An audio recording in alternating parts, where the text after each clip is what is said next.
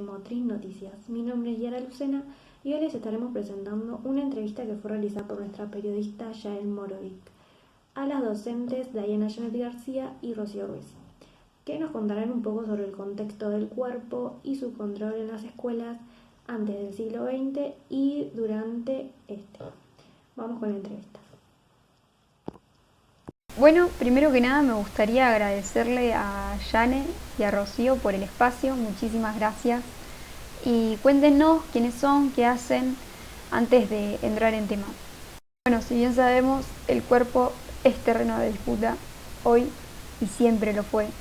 Me gustaría saber cuál fue la técnica y los procedimientos que instaló el modelo pedagógico moderno para controlar los cuerpos infantiles.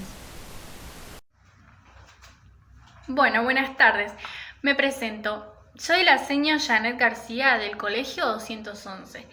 Y sí, todas estas técnicas disciplinarias fueron eficazmente introducidas y desarrolladas en el ámbito escolar desde fines del siglo XIX y hasta por los mediados del siglo XX.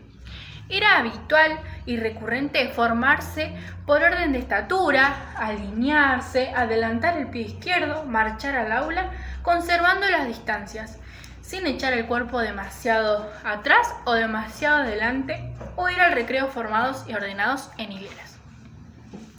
Todas estas acciones estuvieron siempre dominadas por la mirada atenta del docente. El grado de disciplinamiento, homogenización y rutinización formó parte constituida de una matriz normalista. De igual manera, la organización del tiempo escolar, los horarios, los recreos, la duración de la jornada y el uso eficiente del tiempo fueron altamente regulados desde cualquier documento escolar hegemónico. Los planes, programas, textos, manuales, libros, artículos de revista especializadas y circulares, decretos, leyes, etc. La puntualidad en los horarios de entrada y salida a la escuela, a la clase, al recreo, también se convirtieron en constante. ¿Qué pasa con todo esto? Se convirtió en una consecuencia del cuerpo que quedó atrapado en una determinada relación espacio-temporal. Bien, ¿y cuáles fueron las técnicas disciplinarias desarrolladas en el ámbito escolar a fines del siglo XIX? Del siglo XX se insistió recurrentemente en la necesidad de imponer una postura corporal. Ya teníamos que entrar rectos, alineados, ordenados por orden de estatura, al recreo, salir, entrar al aula, y también teníamos los horarios ordenados, los programas, todo lo que podíamos enseñar, todo lo que podíamos leer, y también aparece la denominada posición del alumno lector. Esta recurrente prescripción en varias ocasiones apareció con un grado de descripción y precisión mayores que la de los temas y actividades a ser enseñados en alguna disciplina escolar. Esto quiere decir que la posición corporal de estar sentado de los niños y las niñas no podían estar sentados de cualquier manera. Tenían que aprender a escribir derechos para evitar tardanzas y a la vez para indicar un conjunto de valores morales como la rectitud, el orden, el cierto dominio corporal, evitando todo un movimiento innecesario, hasta que el maestro les indicaba uniformemente sin hacer ruido ni emplear más tiempos del necesario para acomodarse los sutiles. Tenían que estar en silencio, sentados rectos, posición de lector se llamaba en ese entonces. Y estas eran todas las técnicas disciplinarias que fueron realizadas a mediados del siglo XIX, a fines del siglo XIX y a mediados del siglo XX. Buen día. Buen día, señorita Rocío. Póngase de pie para saludar.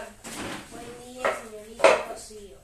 Buen día, señorita García. Muy bien, pueden sentarse.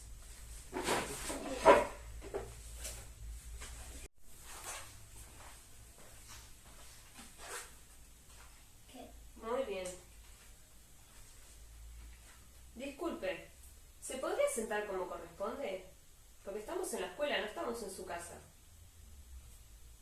¿Puede sentarse bien? Sí, señorita. Bueno, a formarse. ¿Cómo se tiene que formar? Manteniendo distancia y con un soldadito. Muy bien. ¿Y usted, señorita? ¿Por qué no trajo el pelo atado? Porque mi mamá no me ató. Pero usted sabe que tiene que venir a la escuela con el pelo atado. Porque me Bueno. gusta. Espero que para la próxima se lo ate. Bueno.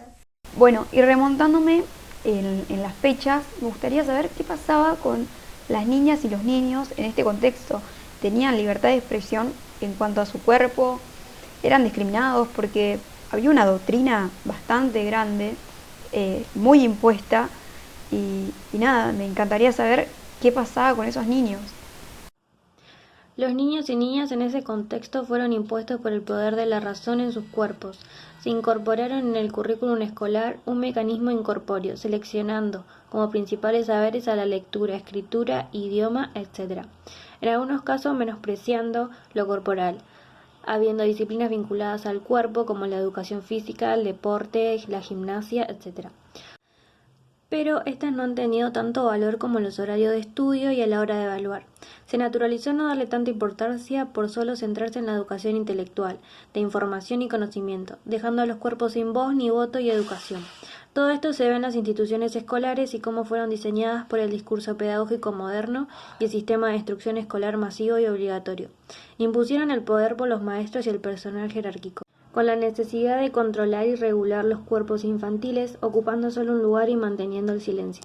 Se crearon las escuelas, las aulas y los bancos, posicionando al docente con el saber y autonomía, y al niño o niña como sujeto dependiente, obediente y fundamentalmente dócil. Bueno, y por último, y ya las dejo, me gustaría saber qué tipo de prácticas disciplinadoras ofrecía la educación física en esos momentos.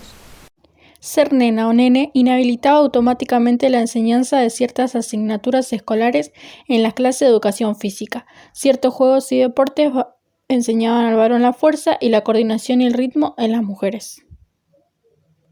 En conclusión, los cuerpos con sus problemas como la desigualdad, la homofobia, el racismo, la misoginia y el sexismo siguen estando muy presentes en las escuelas, pero son pocos los autores escolares y extraescolares que se hacen carne a estos problemas. Bueno, le damos las gracias a la periodista y a los docentes que compartieron esta información. Espero que les haya gustado, que tengan muy buenas noches.